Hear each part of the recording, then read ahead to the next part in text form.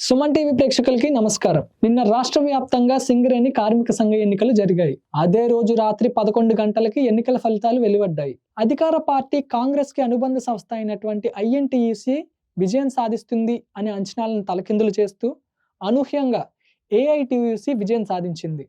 మొత్తం 11 ప్రాంతాల్లో ఈ రెండు సంఘాలు పోటీ పడగా అందులో 6 ప్రాంతాల్లో ఏఐటీయూసీ జెండా ఎగరేసింది. మిగిలిన 5 ప్రాంతాల్లో ఐఎన్టీయూసీ గెలుపొందింది. ఇందులో భూపాల్పల్లి, రామగుండం 1, రామగుండం 2, శ్రీరాంపూర్, మందమర్రి, బెల్లంపల్లి ప్రాంతాల్లో ఏఐటీయూసీ విజయదుందుబి మోగించింది.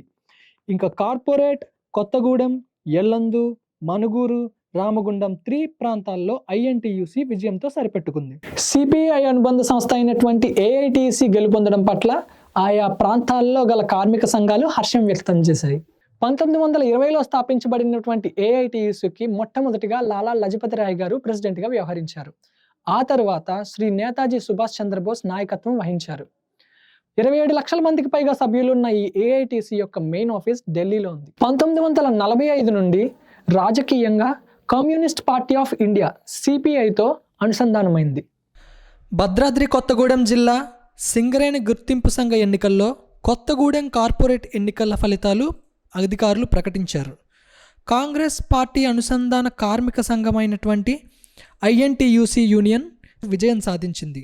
తప్పకుండా పొంగులేటి శ్రీనివాసరెడ్డి గారు ఆయన రాజకీయంలో ప్రవేశించిన దగ్గర నుంచి కూడా ఈ రోజు వరకు కూడా తన కష్టపడి సంపాదించింది 10 మందికి పెట్టడం తప్ప తను రాజకీయంగా ఏదో లబ్ధి పొందామని చెప్పి ఆయన రాజకీయం రంగంలో ప్రవేశించలేదు. అలాగే 2017లో జరిగినటువంటి సింగరేణి ఎన్నికల్లో కూడా 23 రోజుల పాటు ఆయన ఇక్కడే ఉండి మేమందరం కలిసి పనిచేసి ఆనాడు ఉన్నటువంటి పార్టీలో అప్పుడు అధికారంగా ఆ సంఘాన్ని తీసుకొచ్చాము. ఈ 3 రోజులు నిద్ర లేకుండా తిండి లేకుండా ఏకైక లక్ష్యంతో పనిచేసి ఈ యొక్క విజయాన్ని సాధించి పెట్టారు. అలాగే సీనన్న కూడా వారికి ఇచ్చినటువంటి వాగ్దానాన్ని కూడా ఖచ్చితంగా నెరవేరుస్తామని చెప్పి సీనన్న తరపు నుంచి ఇక్కడి నుంచి కార్మికులందరికీ కూడా వాగ్దానం చేస్తూ ఉన్నాము.